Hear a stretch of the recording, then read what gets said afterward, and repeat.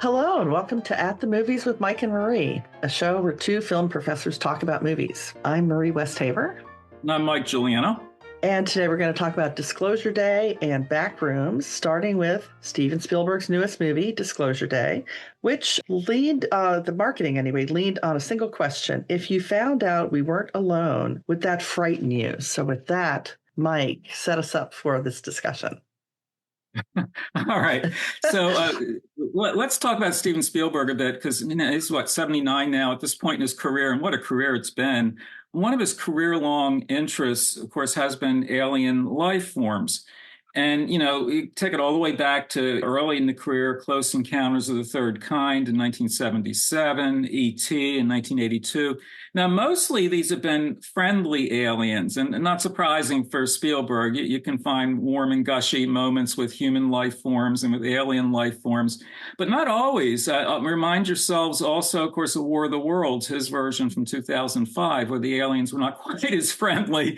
And so he's had, just a keen interest. And for him, by now, that's a given. He has such a strong interest and essentially belief in this and wants to share that with us. And I think that's something that, for anyone who's tracked his career, you can see how this film, Disclosure Day, fully follows through on that. But it follows through on some career-long interests and filmmaking tactics in Spielberg's career. I mean, for instance, in some ways, the film is also sort of a throwback to paranoid thrillers of the 60s and early 70s, conspiracy theories and government or other agencies trying to keep things under wraps and so on, and our protagonist up against that system and so on.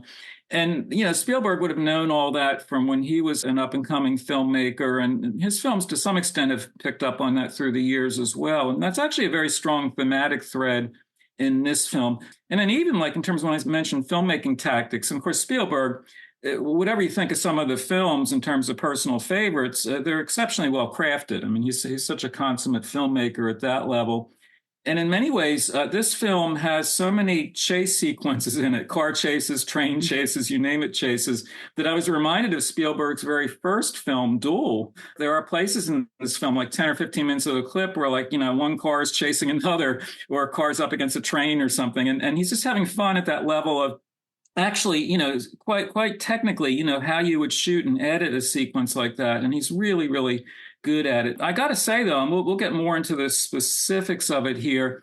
For me, it was not entirely a letdown, but didn't fully realize its potential. I would say on two scores. One score is this film really does jump all over the place. A lot of, parallel editing there. What's going on in the Midwest? What's going on in Washington, D.C.? What's going on here and there?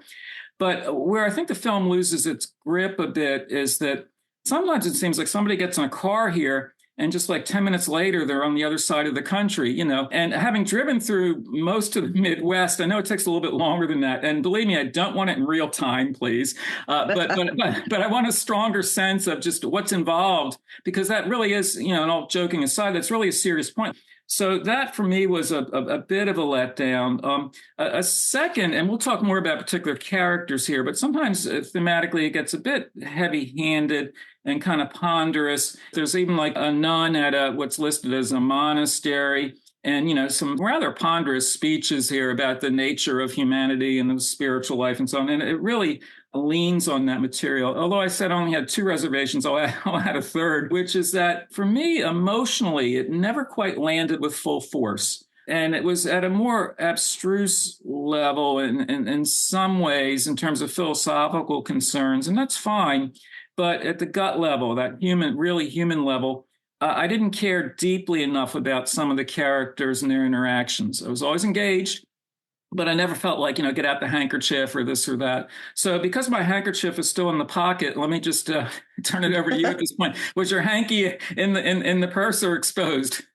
I did not need my hanky for any of the scenes. I felt like, first of all, I'm surprised you didn't bring it up. The runtime was way too long.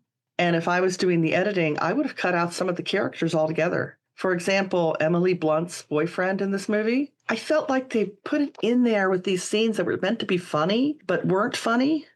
Could have done without him altogether. I didn't think he advanced the plot at all. And she's supposed to be the successful, meteorologist. And I just don't even understand what she was doing with him. The second was Josh O'Connor's girlfriend. It was a little confusing to me to have to follow two couples, trying to figure out who's supposed to be the hero, who you're actually supposed to be following. I mean, obviously, Emily Blunt is the star, and I thought she did a great job. I was confused also by Josh O'Connor's girlfriend's character, because for most of the movie, I kept thinking, is that Rachel Weisz? That can't be Rachel Weisz, and it wasn't. But I felt that very just a disorienting sense of not being able to track a character. I don't know, it just didn't gel in terms of the characterizations. Yeah, and I wanted more aliens too. Well, yes, I did as well. They were much more interesting characters. Now, but again, joking aside, I thought we did get some glimpses of aliens, but if you're really going to get into it, I wanted more of that. They were more interesting than some of the people. But I understand what you're saying. I didn't actually, I always complain about movies being too long, and I know it's 145 minutes. I actually didn't feel it as being long, and just simply because it was so busy, because there was always something percolating. You know what I mean? I never felt like it was really dragging. I wasn't exactly at edge of the seat, engaged, but I was always with it. So for me, actually, that was not an issue so much. So anyway, we've jumped onto some of the characters. Let's sort of do the expository groundwork. Josh O'Connor plays a guy named Daniel Kellner, who has stolen files from a private cybersecurity firm. So this is where the paranoid thriller comes into it, because this is the company that has the down and dirty about aliens and this and that, and they're keeping it under wraps and whatever collusion with the government or elsewhere. And he wants to get the word out there. So he's going to be on the run from his former company and from all sorts of other people. And then concurrently, and this is why I understand your confusion here, because first of all, you have the principal characters. Sometimes their significant others are traced in or limbed rather thinly. You're right. You don't have a firm enough sense of them. And do we even need some of them? But anyway, just as he's now, hyperactive with all this, there's somebody that he doesn't initially know, Margaret Fairchild, played by Emily Blunt, who you're right, gives a really good performance. She plays a Kansas City broadcaster, specifically the weather girl, as they used to say. She gives weather reports. And actually, some of the most, amusing and also disturbing scenes are when, for reasons she can't explain, she starts babbling. It's like Tower of Babel, like the all numerical data and weird words pouring out, and she's on the air. What's happening here? Is there some sort of alien interference? And those scenes are really quite compelling, partly because her performance is so strong. Like, imagine you're on stage and the camera's on, and you're just supposed to give a normal weather report, and suddenly you start like channeling all this stuff.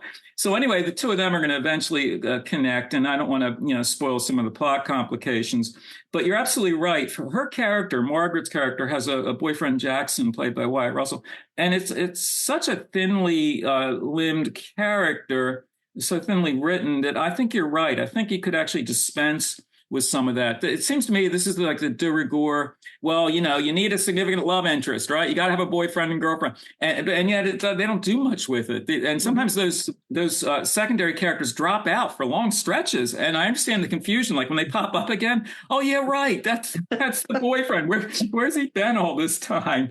And now we're also, I think it sort of goes on a sidetrack that is regrettable for me, at least, is Daniel also has a significant other. His girlfriend Jane, played by Eve Hewson. She's a former nun. And that was my earlier reference, that there's going to be a scene of like going back to the nunnery, if you will. You then had them taking shelter there. And then when I'll call her the head nun, when she starts making this really ponderous speech, it's like so heavy handed. It's just like, I would accept it more in like an Exorcist type movie where it's like, well, that, and then thundering music at that point. It's that kind of a speech. And the movie otherwise, it's not that it's ever subtle necessarily, but it's not quite on the nose as that sometimes. And those are scenes where you feel like there's a polemic being delivered. You know what I mean? Like somebody is getting a message across to you. As these characters get to meet each other and interact, and they're all on the run on the road at some point, the mysterious company has as its leader Colin Firth. He's very, very effective and very scary, actually. And there, I don't really need too much character development because he's really presented as a stage heavy, and I'm fine with that. I don't need to know his backstory. Was he dropped on his head as a child or anything? I don't need to know it. I don't need to know any of that. He's the bad guy here, and he's very good at playing a bad guy. So for me, once that gets set in motion, it held my interest for 145 minutes. But I do agree very strongly with you that when we do get glimpses of alien life forms. That footage is really well shot, really well edited, really well put together, quite effective. And I just wanted to know more at that point. I did want to know more about their backstories, in terms of where the aliens came from. And supposedly they're friendly and non-threatening and so on. But that's just in some ways because we've seen humanity at its worst in some cases. And the aliens just happened to, they were on vacation or something. They happened to be here, and they're taken prisoners and kept confined and whatever. That's a really interesting storyline as to like how they would have been found and kept and so on. What if we had scuttled some of those secondary romantic interests and then really engaged with the aliens themselves? If that's our full disclosure, let's have it.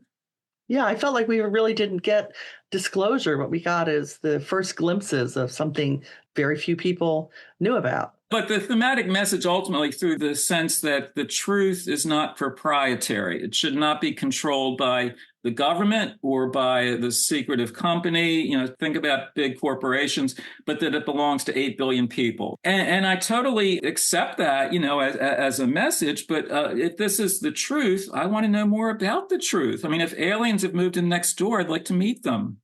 Yes, more aliens. That's what he should have done differently. Now, it was Spielberg, so of course, top-notch people working with him. The John Williams music was good, but I think in the end, I feel like it's I know a lot of people were really excited about it, looking forward to it. I think a lot of people always look forward to movies about, what if there's extraterrestrials who are amongst us kind of thing.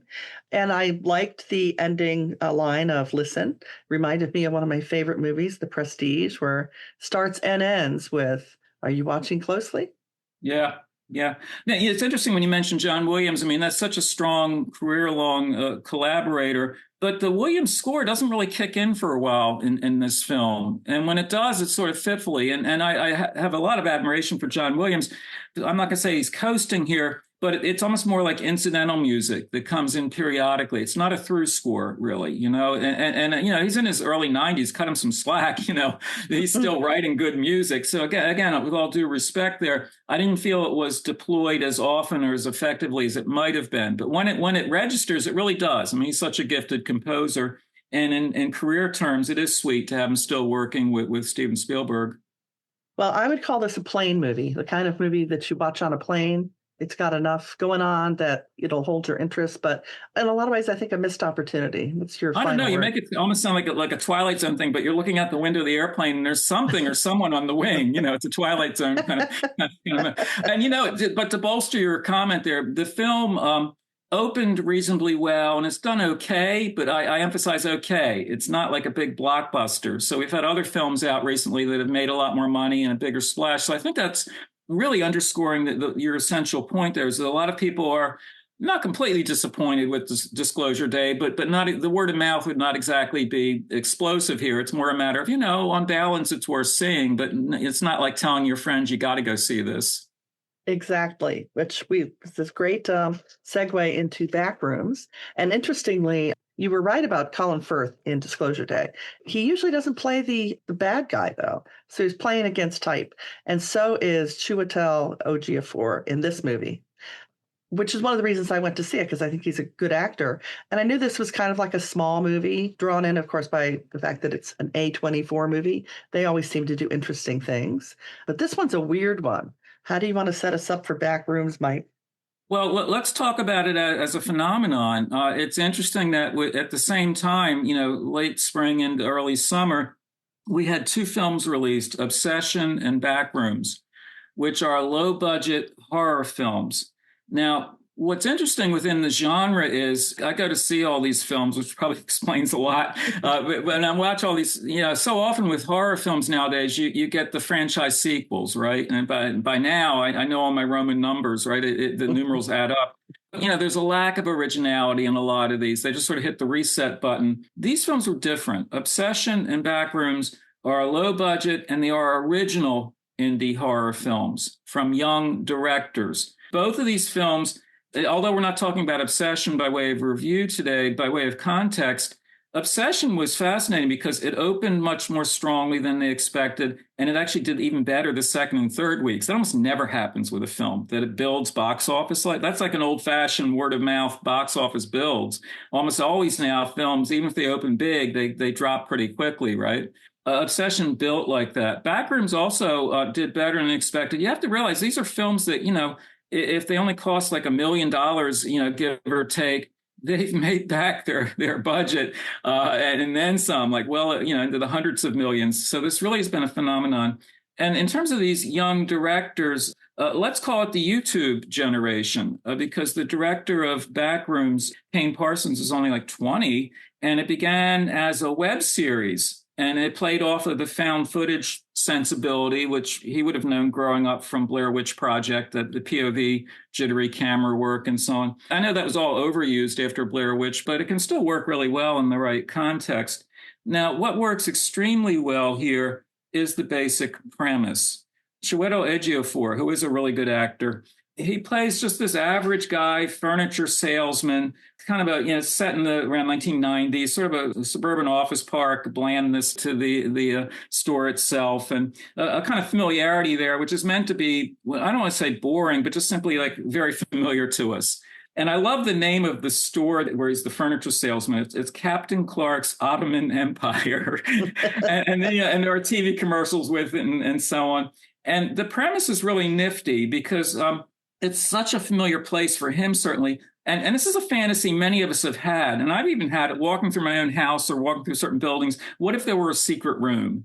It's just whether you're having a dream or just like whimsically as you walk through the house, what if there were like a passageway there or another door? And not to spoil anything here, but essentially, yes, there is an almost like Alice in Wonderland quality of what if you could go through the wall and there's this hidden space. What's really neat there is, you get down into the basement and you find there is a secret room. But you know what? It's a series of rooms and a seemingly endless series of rooms, and you can get trapped in it. When you reemerge, how do you convince your colleagues and friends and all that what you've just gone through? So that's a really nifty idea. And evidently, I hadn't watched the web series, but from reading about it, evidently that would have worked really well with the web series, because these would be like short, what I call like squib filmmaking, short takes, this or that. You're in the room, this and that. What do you find, and so on. And then however many minutes later, that's the end of the little film. So here's where I have mixed feelings about Backrooms. I think it's really a fascinating premise, and I think it's well cast, and as you say, with the principal actor, and it's very effectively shot. That nifty premise, I think, wears thin at feature length. The film is 110 minutes long, and that's much longer than it really merits because after a while, there is a kind of redundancy factor. Some of the later rooms aren't quite as interesting or whatever, but in any event, it's just sort of replaying the same basic situation. And you don't really get a much deeper understanding of character or what in the world is going on here, or in supernatural terms, what's going on. You don't really get additional material that's meaningful in any sense. It's just more of the same.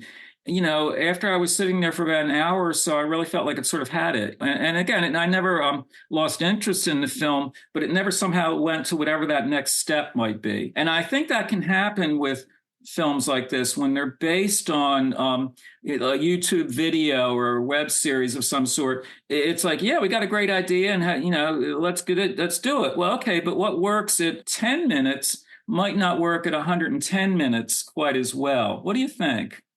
I think you nailed it, because I was trying to figure out how to say that very thing. Love the idea of a secret room. That's like such a great premise for a story. And, I'm thinking about Narnia, where, you go to the back of the closet and suddenly, it's not a back of a closet anymore. You can feel snow, and it's a whole magical place that you can't help but go investigate.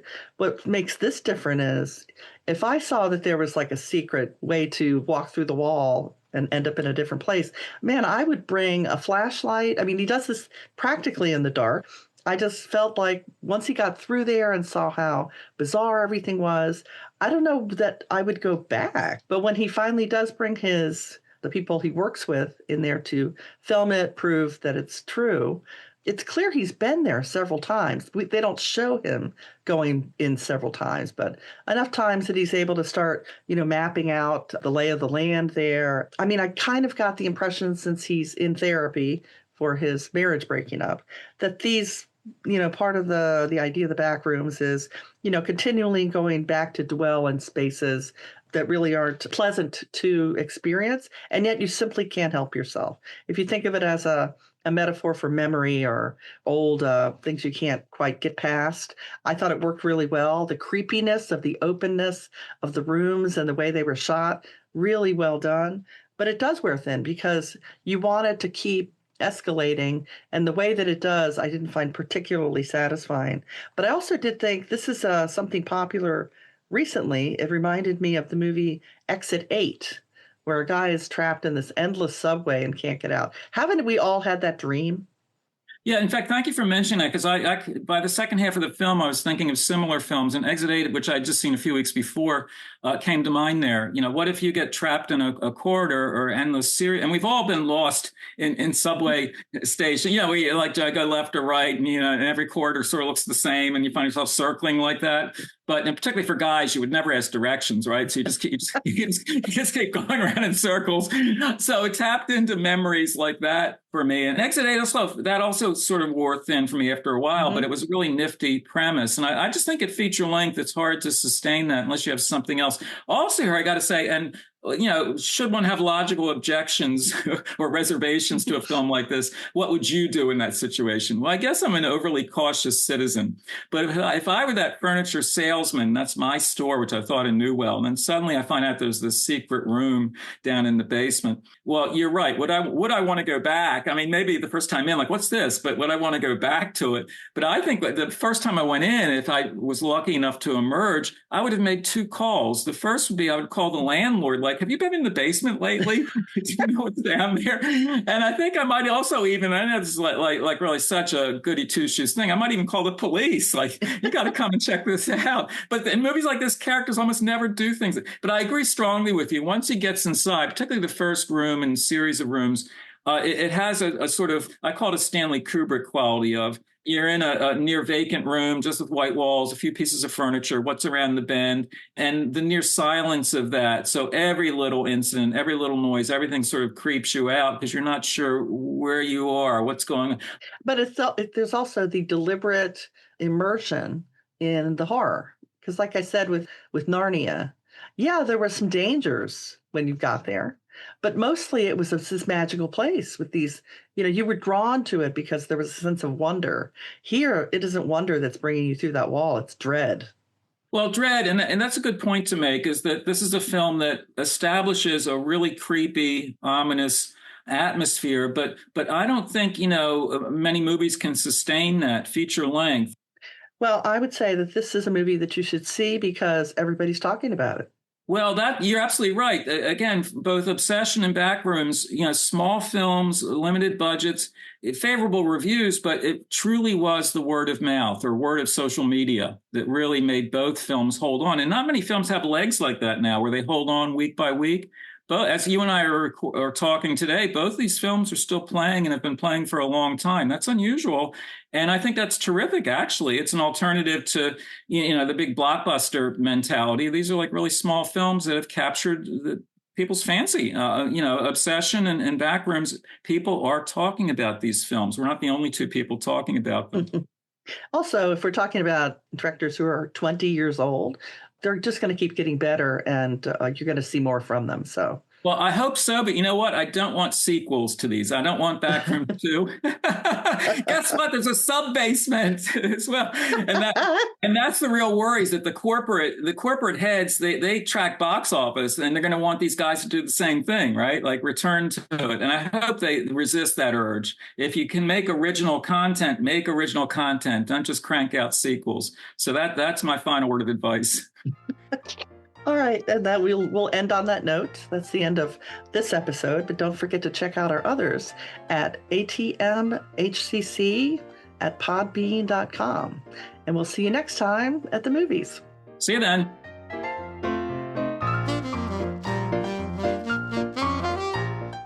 Thanks for tuning in. If you enjoyed what you just heard, we have a whole universe of podcasts waiting for you.